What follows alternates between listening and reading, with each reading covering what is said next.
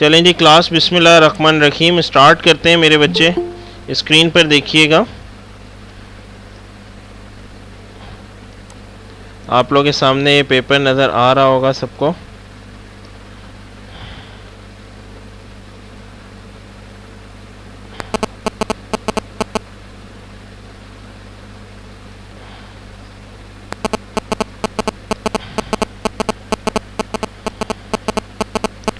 मेरे बच्चे today is your paper, ठीक है। और इस पेपर में ये फेब मार्च का पेपर है 2023 का। 0625 कोर्स कोड है और 42 इसका पेपर है। इसको में 41 और 43 नहीं होता, फेब एंड मार्च में एक ही पेपर बनता है विच इज़ द 42 बेसिकली, ठीक है। इसका एक ही वेरिएंट होता है। तो क्लास स्टार्ट करेंगे हम लोग, लास्ट क्वेश्चन पे मूव करेंगे, क्वेश्चन नंबर 10 पे, ठीक है, ताकि क्वेश्चन नंबर 10 से हम लोग सॉन फिर पीछे की तरफ जाएंगे ताकि बहुत सारी बातें क्लियर हो जाएं। मेरे बच्चे देखिएगा ये, वालेकुम अस्सलाम। अच्छा जी, क्लास देखिएगा इधर। The time taken for the Mars to orbit the sun is 690 earth days. The average orbital radius of Mars is 2.28 into 10 power 8 kilometer and Earth's day is 24 hours. Calculate the average orbital speed of Mars in, ठीक है, average orbital speed मेरे बच्चे आपको calculate करनी है इसकी, ठीक है ना। एवरेज ऑर्बिटल स्पीड कैलकुलेट करने का मैंने एक फॉर्मूला आप लोगों को बताया था which is v is equal to 2 pi T, ठीक है। अब सबसे पहले देखिएगा क्लास, 2 पाई तो ये एज इट इज आ जाएगा टाइम। अब हमें टाइम लेके जाना है, ठीक है ना। Time is always measured in seconds, ये इस बात को लाजमी याद रखें। लेकिन जब सेकेंड्स में ये डेज हैं, डेज सबसे पहले जाएंगे आवर्स में, ठीक है ना। आवर्स से फिर जाएंगे मिनट्स में, मिनट से फिर जाएंगे सेकेंड्स में। तो ये देखो 24 आवर्स था। अच्छा, सबसे पहले डेज है 690 डेज। इसको हम पहले 24 जो मैंने लिखा है इसको हम किस में लेके गए, आवर्स में लेके गए। अब आवर्स से हम इसको किस में लेके गए, मिनट्स में। मिनट से फिर हम इसको किसके लेके गए, सेकंड्स में। तो ये अब हमारा टाइम किस में चेंज हो चुका हुआ है, सेकंड्स में। तो अब आप क्या लिखोगे, 2 पाई डिवाइडेड बाय 5961600 सेकेंड्स, ठीक है। This is your the time period. जैसे अब आप इसको जब डिवाइड करवा दोगे तो आपके पास क्या आंसर आएगा, जल्दी से डिवाइड करवा के मुझे आंसर बताएं।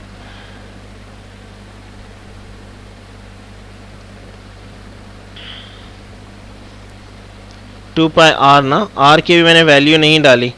अब ये देखो v is equal to 2 pi R कितना है हमारे पास, 2.28 into 10 power 8 divided by 5961600 seconds.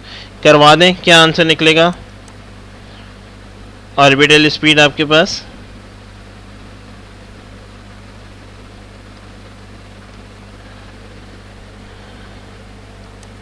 जी मेरे बच्चे, कैलकुलेटर आप लोग के पास है, जल्दी से कैलकुलेट करें।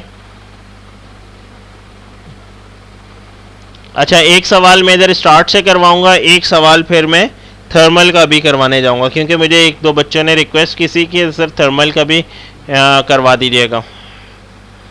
जल्दी से बताएं क्या आंसर निकलेगा।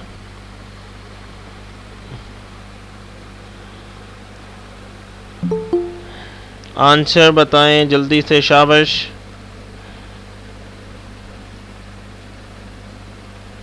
कैलकुलेटर आप लोग के पास है, जल्दी से कैलकुलेट करें, डिवाइड करवाएं। कैलकुलेटर नहीं है तो प्लीज़ क्लास छोड़ दें, फिर कैलकुलेटर पास होना चाहिए।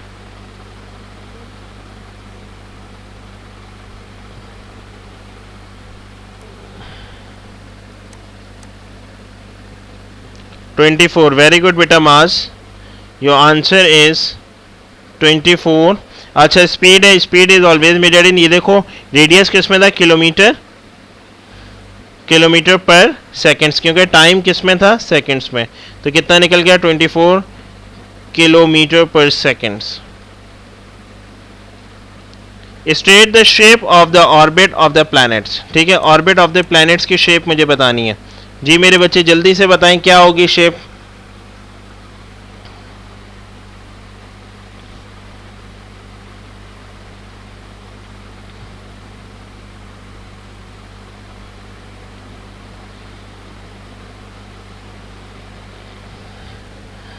State the shape of the planet.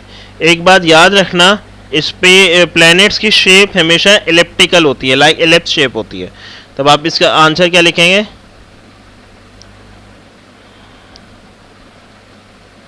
Elliptical और ellipse.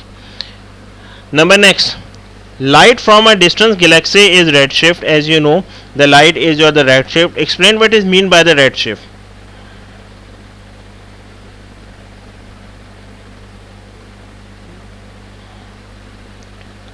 What is mean by the word redshift? Yes, very good beta Varda. Ellipse answer, very good. Beta Lisa, this is 0625 और मार्च Feb and March series का paper है ये, paper 4-2, मतलब वहाँ पे ये paper 2 होता है extended paper. Change the apparent wavelength of a planet as it move to the red end of the spectrum. अच्छा, व्हेन द वेवलेंथ, इसका आंसर है proper wavelength of a light is increases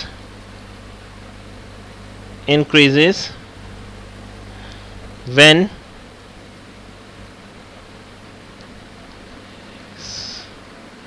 galaxies moving away from अर्थ। ठीक है, जब अर्थ जब move away हो रही होती है तो वेवलेंथ याद रखिएगा हमेशा बढ़ती है। वेवलेंथ बढ़ने का मतलब क्या होता है? लेट्स सपोज अगर मैं एक वेव बनाता हूँ, ये देखो, this is called the one wavelength. कहाँ से लेके कहाँ तक?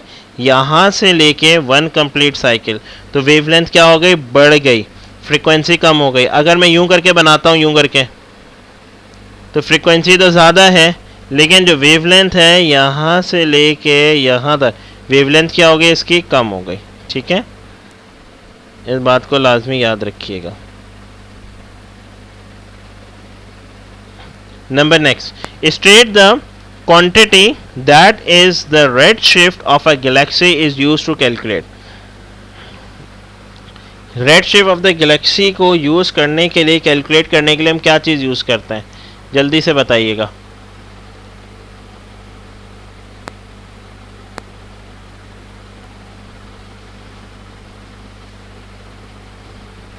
मेरे बच्चे, हम लोग यूज़ करते हैं स्पीड और वेलोसिटी। हम लोग या तो स्पीड यूज़ करते हैं, अगर स्पेसिफिक डायरेक्शन होगा तो वहाँ पे फिर हम लोग वेलोसिटी यूज़ करते हैं, उसकी मतलब कि रेड शिफ्ट को कैलकुलेट करने के लिए। लाइक एक तरह से स्पीड हो जाती है ना, इस वजह से। ठीक है, yes, any confusion regarding this? Any Curie? इस वाले पूरे क्वेश्चन में कोई भी मसला है तो मुझसे पूछिएगा।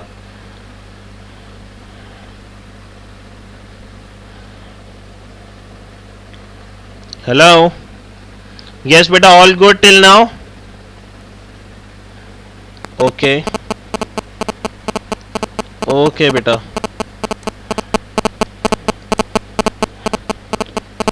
Okay.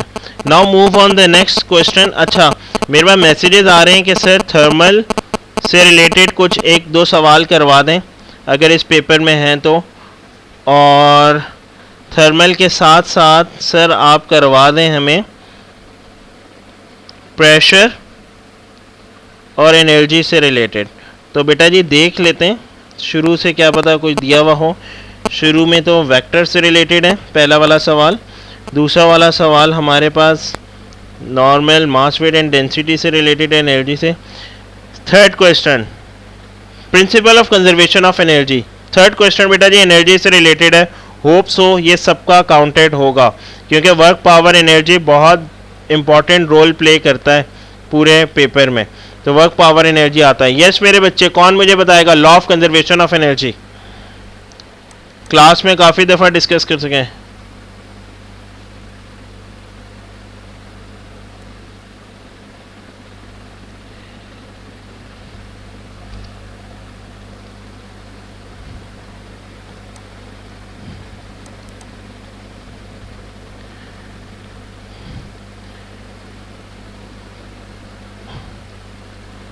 ओके जैनब, आप बेटा ना आया करें मेरी क्लासेस में। चलें एक काम करते हैं, मैं आपको खुद रिमूव कर देता हूँ यहाँ से, ठीक है। अल्लाह हाफिज़। और मैंने आपको ब्लॉक भी कर दिया, ठीक है। अच्छा जी, नंबर नेक्स्ट।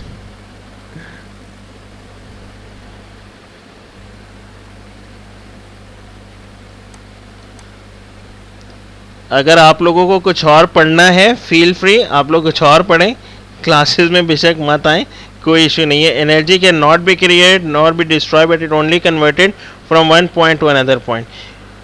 मेरी आईडी ये इतनी फैली हुई है, इतने लोगों के पास है कि मुझे खुद नहीं पता होता कि किस किस के पास है और कौन कौन आके मुझे ज्वाइन कर रहा है। मुझे लिटरली नाम भी नहीं पता होता है। आज भी मेरी क्लास में इतने लोग हैं जो न्यू है मेरे लिए। मुजम्मिल बेटा आपने मुझे, अच्छा हाँ मुजम्मिल तो मेरे ख्याल है एपीएस से मुझे ज्वाइन किया उन्होंने।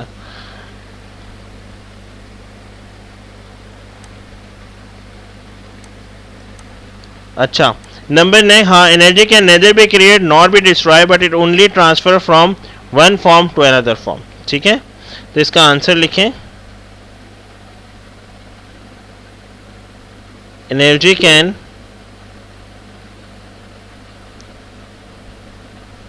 कैन नॉट बी क्रिएटेड और destroy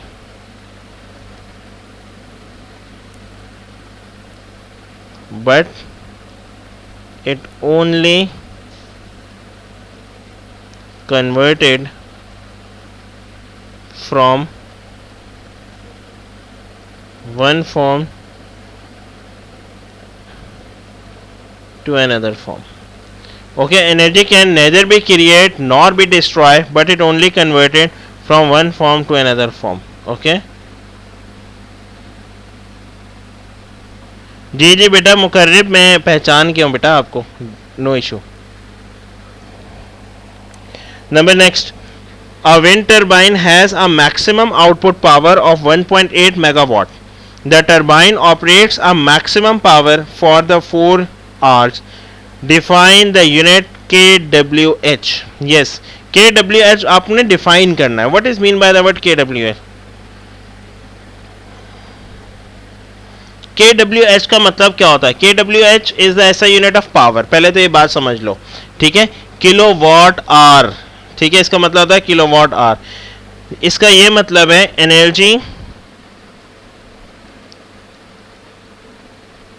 transferred in 1 hour at a rate of transfer 1 kilowatt. ठीक है, कितने रेट पे ट्रांसफर होगी? 1 किलोवाट पे। Calculate the energy produced by the wind turbine operating at the maximum power for 4 hour. Give your answer in kilowatt hour. आपने अपना answer किस में देना है? किलोवाट आवर्स में। यस मेरे बच्चे, जल्दी से कैलकुलेट करें एनर्जी। यस बेटा,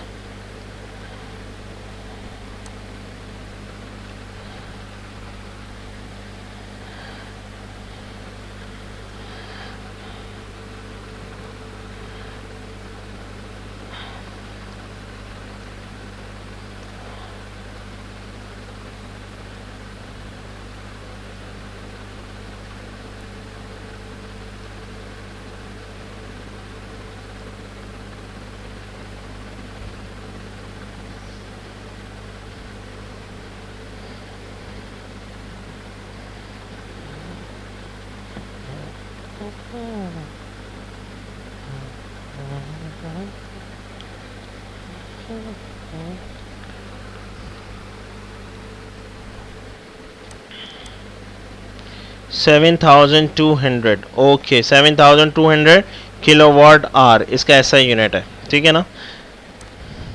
वेरी गुड मेरे बच्चे, इसको हम कैलकुलेट करेंगे। A is equal to PT से। आलियान बेटा आपकी तरफ से आंसर नहीं आ रहा। हादिया आमिर आप आंसर नहीं दे रही बेटा। राबेल, मुजम्मिल, ज़ेबुन्निसा, आप लोगों का तो बेटा ये चैप्टर बहुत इंपॉर्टेंट है, आप लोग आंसर्स क्यों नहीं दे रहे? E is equal to P T लगा दें। पावर आपके पास कितनी है? 1800। कहाँ पर दी हुई है? देखो ये रही मेगावाट में, ठीक है। 1800 मल्टीप्लाई बाय आर्स ये दिए हुए हैं 4। तो जब आप इसको जब सॉल्व करोगे तो आपके पास टोटल बन जाएगा 7.2 इंटू 10 पावर समथिंग, ठीक है, which is equivalent to 7200 kilowatt hour, ठीक है। यहाँ पर आप लिख दोगे 7200। Number next, radiation from the surface is the main source of energy for most of our energy resource. State two energy resources that are not due to radiation from the sun. State two energy sources that are not due to the radiation from the sun. जो कि सन से हमें radiation नहीं मिल रही होती, वो वाली कौन सी है, वो अब आपको बताना है।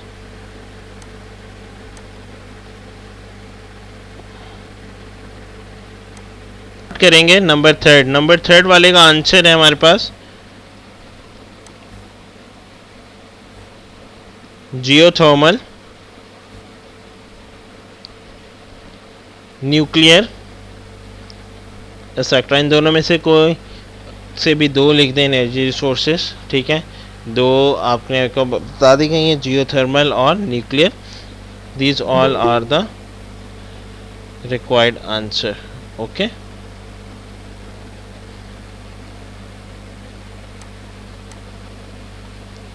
नंबर नेक्स्ट, हीटिंग से रिलेटेड है। Figure 4.1 shows a metal pan on an electric hot plate, ठीक है। मेटल पेन आपको रख दिया एक इलेक्ट्रिक हॉट प्लेट के ऊपर। The pan contains 200 centimetre cube of water. The pan is heated, the temperature of the water in the pan increase. Temperature क्या हो रहा है? इंक्रीज हो रहा है। Thermal energy is transfer through the metal pan by conduction. ऐसा ही है, कंडक्शन के थ्रू थर्मल एनर्जी क्या हो रही है? ट्रांसमिट हो रही है। State and explain the two ways that the thermal energy is conducted in a metal, ठीक है। आपने दो वेज बताने जहां पर थर्मल एनर्जी क्या हो रही होगी? कंडक्ट हो रही होगी।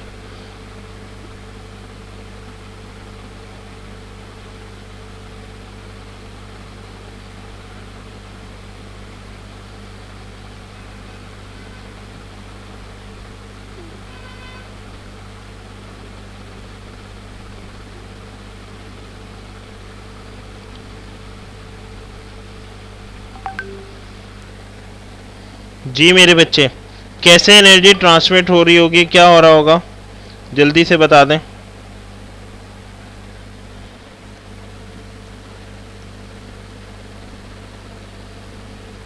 Conduction and radiation, geothermal, okay, nuclear, tidal. Very good बेटा मरियम, वेरी गुड फातिमा। अभी मैंने आंसर देखे, conduction and radiation, okay. State and explain the two ways that the thermal energy is conducted in a metal. अच्छा, आपको explain करना है, देखो 3 marks का है ना, तो प्रॉपर एक्सप्लेन करना और स्टेट भी करना है। Conduction carry a mobile free electrons, due to this conduction carry a mobile free electrons, due to this when they are start vibrating, their energy is going to be transmitted from one point to another point in the form of electrons.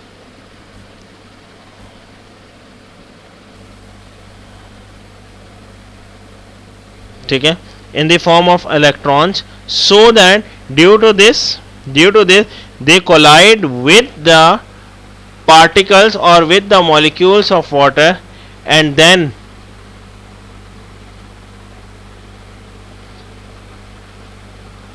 and then at that point convection processes occur and the particle is start vibrating and emitting out from the one medium to another medium. ठीक है, इससे क्या होगा, particle emitted out होंगे, निकल रहे होंगे from one medium to another medium. तो आपने इसको complete मतलब define करना है conduction and convection process. ठीक है. Number next, the water boils and leaves the liquid as a gas. Boil हो रहा है और जाहिर सी बात है गैसेज स्टीम बन के लीव्स हो रहा है. Explain in term of forces and the distance between the particle. Forces कौन सी हैं और पार्टिकल्स के दरमियान में डिस्टेंस क्या है, ठीक है, वो आपको बताना है. Why the gas occupy a much greater volume than it does as a liquid.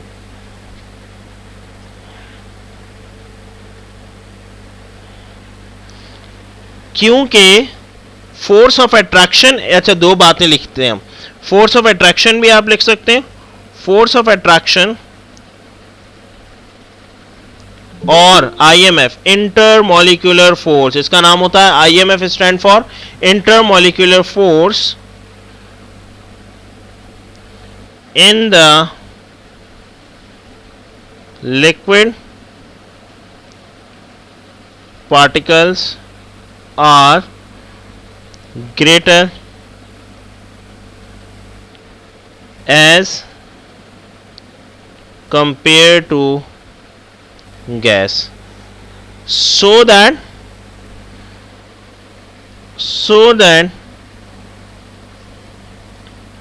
gas particles are further apart as compared to liquid. ठीक है, गैस के पार्टिकल इन शॉर्ट कैसे होते हैं, लेस डेंसर होते हैं, उनकी डेंसिटी कम होती है, इस वजह से वो हेयर एंड देयर मूव कर रहे होते हैं. बियर एज लिक्विड के पार्टिकल्स की डेंसिटी हमारे पास ज़्यादा है, किसके कंपैरेटिवली, गैस के कंपैरेटिवली. ठीक है. State two ways in which boiling differs from evaporation. बहुत सिंपल है. बॉइलिंग का मैं बता चुका हूँ बार बार, एक फिक्स टेम्परेचर पे होती है which is 100 degree centigrade, where as evaporation occur at any temperature. Boiling occur throughout the liquid, evaporation occur at a surface. Okay, very good.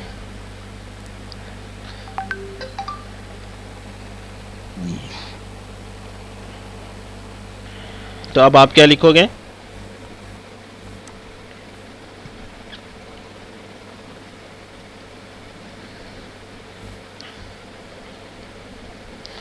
boiling occurs at a fixed temperature, whereas throughout the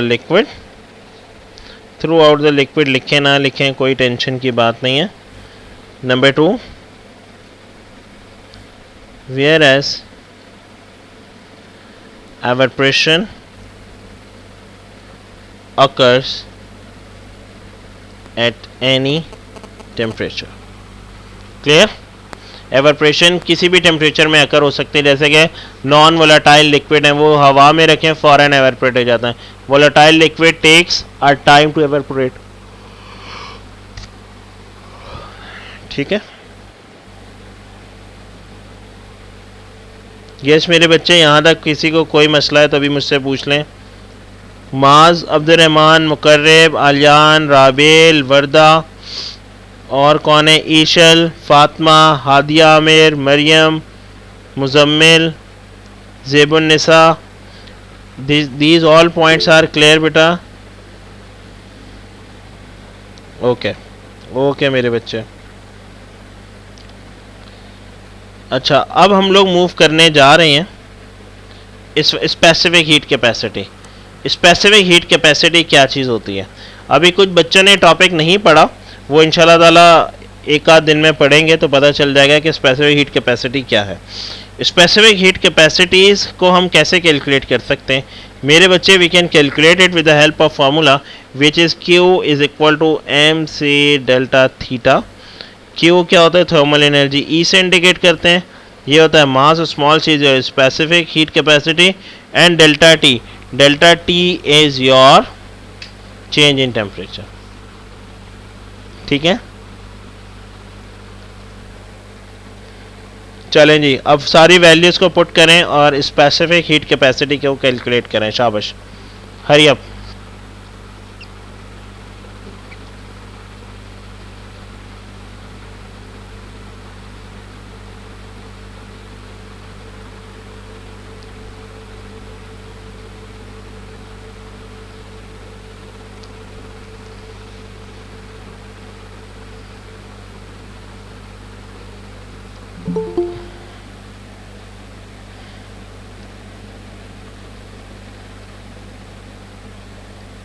शाबाश बेटा, hurry up. क्या answer निकाला specific heat capacity का?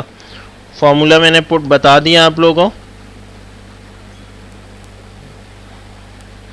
बेटा कौन waiting list पर है? अभी तक कोई भी नहीं है, उनको बोलें दोबारा से ज्वाइन कर लें।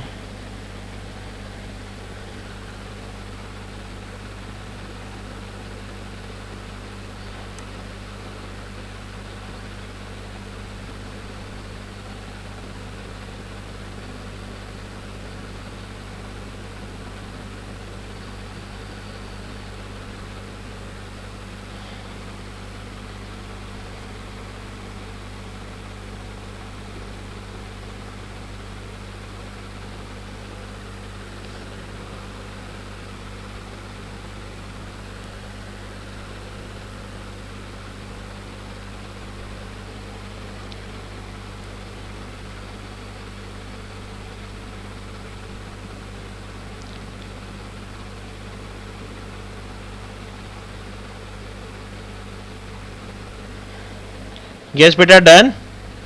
3.9 3.9 आ रही है बेटा heat capacity. Very good, excellent way. हाँ 9.3 जो आ रही है वो 3.9 ही कंसीडर होगा। So C is equal to 3.9 joule per gram degree centigrade.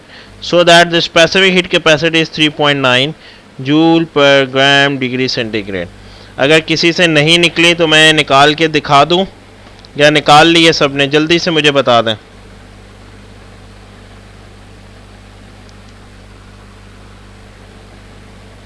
Okay good, excellent.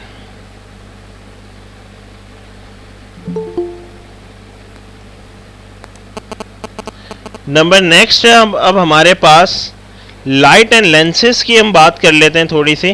पहले लाइट एंड लेंसेज पर जाने से पहले हम लोग वापस अपने क्वेश्चन नंबर 9 पर जाएंगे, मैग्नेटिज्म वाले पार्ट पे, ताकि आप लोगों को वो वाले पार्ट भी क्लियर हो जाएं। लेकिन इधर हमारे पास न्यूक्लियर का पहले पार्ट है, फिर मैग्नेटिज्म का पार्ट दिया हुआ है। So move on the question number 9 which is the nuclear part. ठीक है, अब हम लोग न्यूक्लियर पार्ट पे मूव कर रहे हैं। देखिएगा class,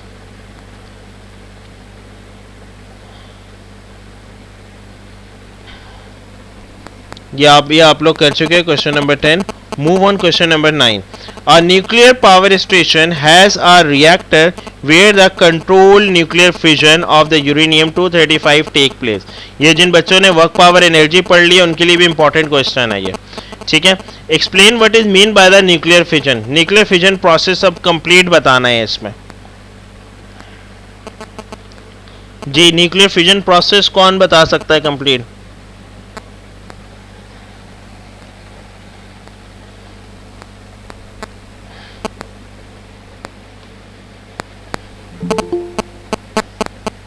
nuclear fission process,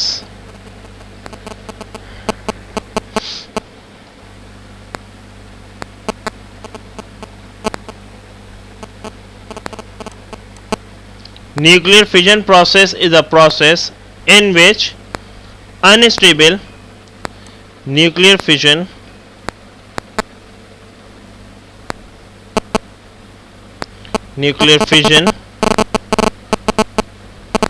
is a process in which unstable nucleus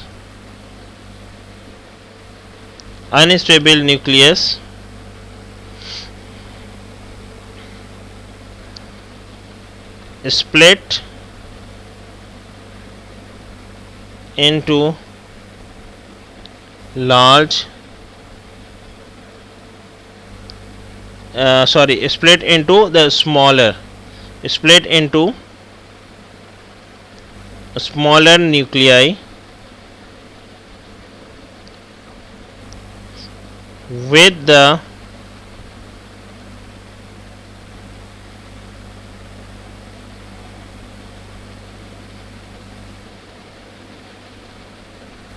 the release of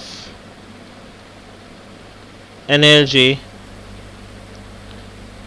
in the form of neutrons. ठीक है, विच release energy in the form of neutrons. ये बात लाजमी याद रखिएगा. न्यूट्रॉन्स की फॉर्म में एनर्जी क्या हो रही होती है, रिलीज हो रही होती है व्हेन इट स्प्लिटेड आउट. ये जब स्प्लिट होता है, ये जब फैल रहा होता है. ठीक है, तो इस बात को लाजमी याद रखिएगा.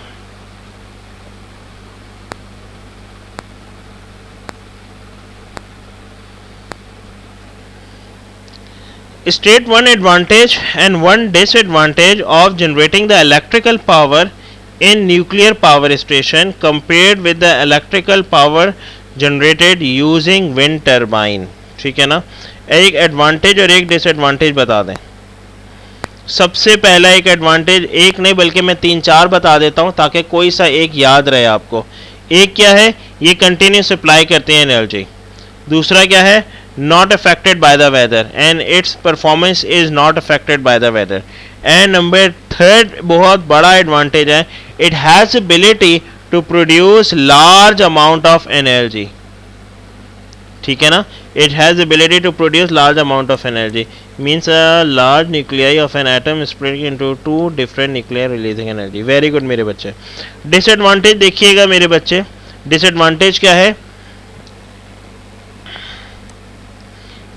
It is costly. पहला तो ये लिख दें कि बहुत ज़्यादा कॉस्टली प्रोसेस होता है.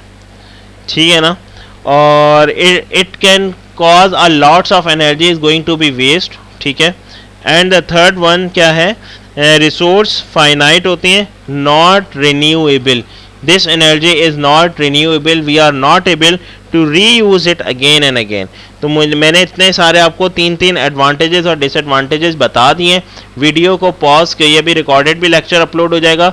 वीडियो को पॉज करके आप अपने पास ये तीनों लिख लें ताकि पेपर में 3 में से कोई 1 या 2 तो याद रहेंगे.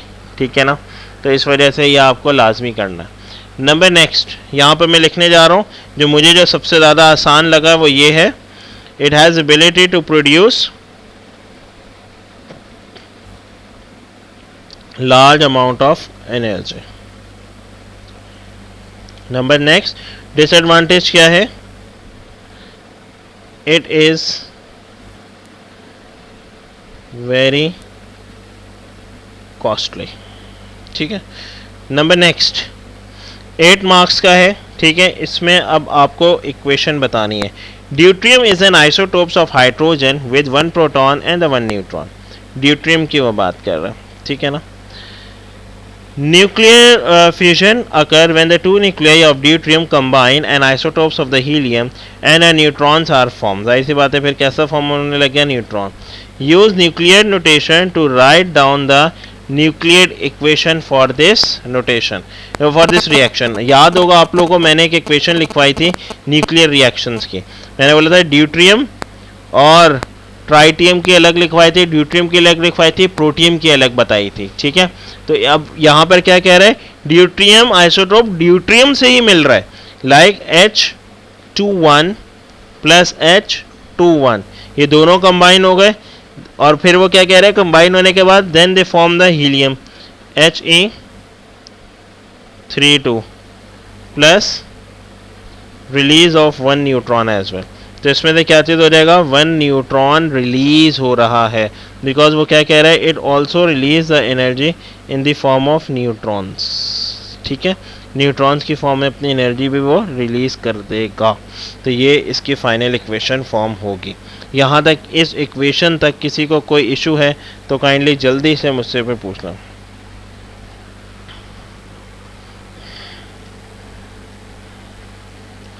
All good till now.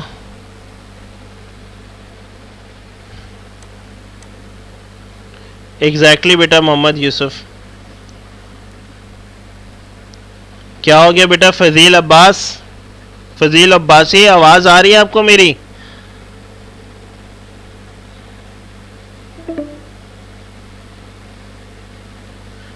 Fazil, उम्मे हानी, मुकर्रब, अब्दुल राफे, आप लोगों को आवाज क्लियर है? मोहम्मद यूसुफ ओके, ज़ेबुन निसा को भी क्लियर है? ओके, ईशल, राबेल, सबका मैसेज आ गया। ओके मेरे बच्चे। फजील आप अपना नेटवर्क चेक करें। मुजम्मिल का भी अब तो मैसेज आ गया हमें। फजील तुम्हारा नेट बहुत स्लो है।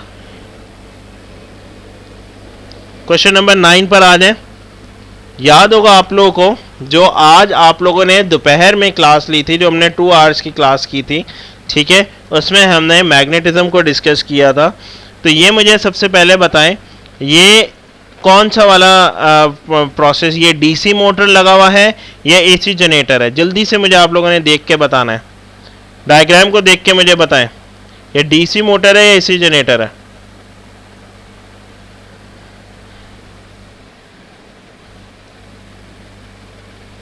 Okay okay, very good very good, excellent. कैसे पता चला कि ये डीसी मोटर है? यही सवाल मैंने दोपहर में भी बताया था। कैसे मुझे पता चलेगा? शाबाश, excellent Fatima, excellent Maryam. Because the source is attach with the coil. जब भी सोर्स अटैच होगी रेक्टेंगुलर कॉइल के साथ, it means that, very good बेटा यूसुफ, कॉइल के साथ बैटरी अटैच है, इट मींस दैट कि हमारे पास ये क्या है, डीसी है। The coil is connected to a cell. The coil rotates. Determine the direction of the movement of the side AB. ये देखें, ये रही साइड AB। AB की डायरेक्शन कहाँ पर होगी?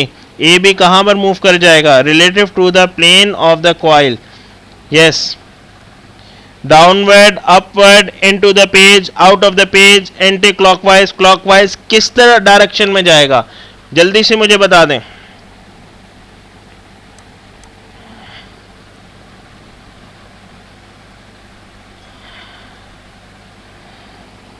यस शाबाश। हमारे पास लास्ट 4 मिनट्स हैं बेटा, 3 मिनट्स हैं, जल्दी जल्दी बता दें ताकि आउट ऑफ द पेज। अच्छा, मरीम कहती हैं आउट ऑफ द पेज, बाकी वर्दा कहती हैं downward, Fatima upward, Yusuf upward. Okay, और किसी ने आंसर देना है तो जल्दी से आंसर दें, फिर मैं जल्दी से बताऊं इसका आंसर।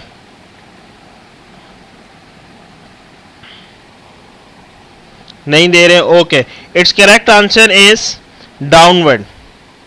मेरे बच्चे, मैंने इतना चीख चीख के बताया। ये देखो, current is travelling from positive to negative. Current की ये डायरेक्शन, डायरेक्शन बना लें। ये देखें, इस तरह से कॉइल में डायरेक्शन बना लें। और से देखें, ये देखें डायरेक्शन कैसे अपवर्ड जा रही है। अपवर्ड, करंट अपवर्ड है तो जाहिर सी बात है फोर्स कैसे लग जाएगी? डाउनवर्ड। तो अब मैंने क्या बोला था, करंट के अगेंस्ट लग रही होती है फोर्स, तो फोर्स लग गई downward, like into the page लग गई। तब आप क्या बोलोगे? The direction of the coil is, the side A B is moving downward.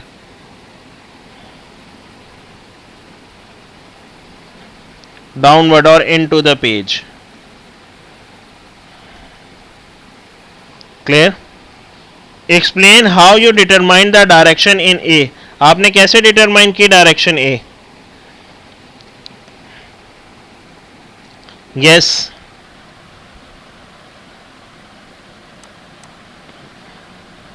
How you find out the direction in A?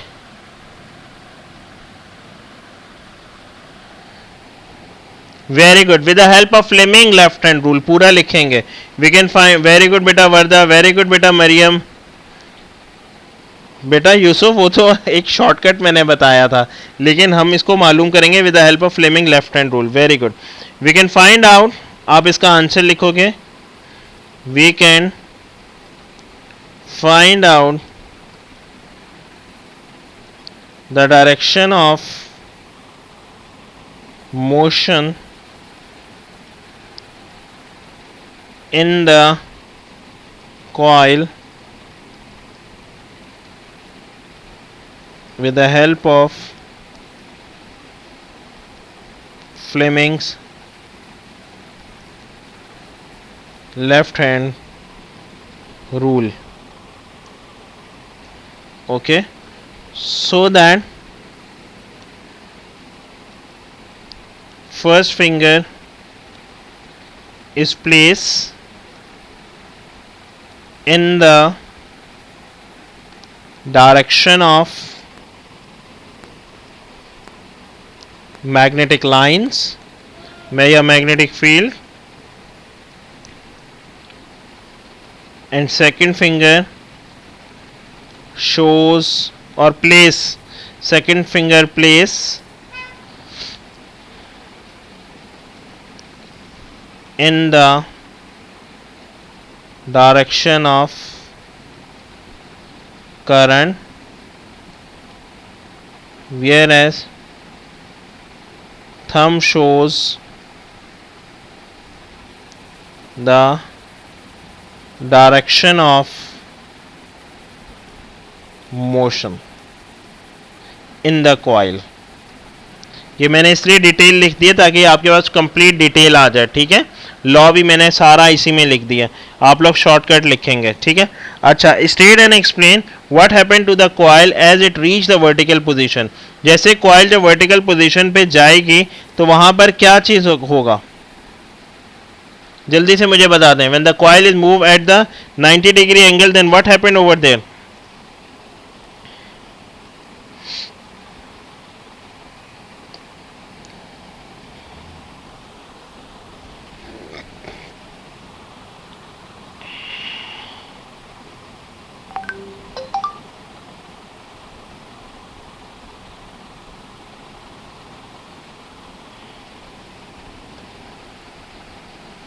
No, induce EMF कहाँ से आ गया मेरे बच्चे. Very good. अभी बैटरी जब लगी होती है तो इंड्यूस ईएमएफ नहीं बनता वहां पे. आप वहां पे लिखेंगे when the coil rotates eight the 90 degree angle, 90 degree angle, their turning effect is decrease or become to zero, so that due to law of inertia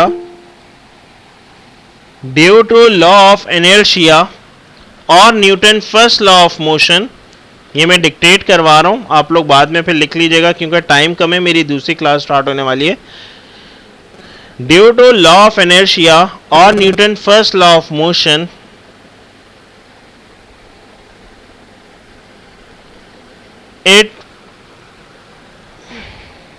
it transfer again in their original position